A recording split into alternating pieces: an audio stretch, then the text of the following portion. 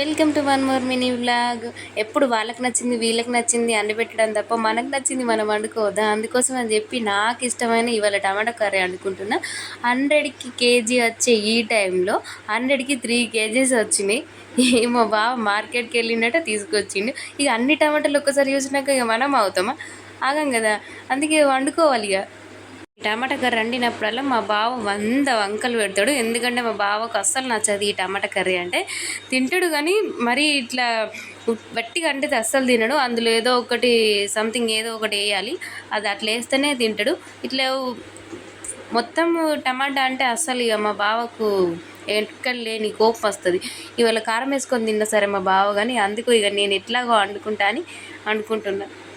మా బావ పెట్టే ఫస్ట్ వంక ఏంటంటే అందులో టమాటాలు అస్సలు కనిపించద్దు. ఆ టమాటాను అందుకే మొత్తము స్మాష్ చేస్తున్నా. స్మాష్ చేస్తే టమాటాలు కనిపించవు, మొత్తం పేస్టే కనిపిస్తుంది.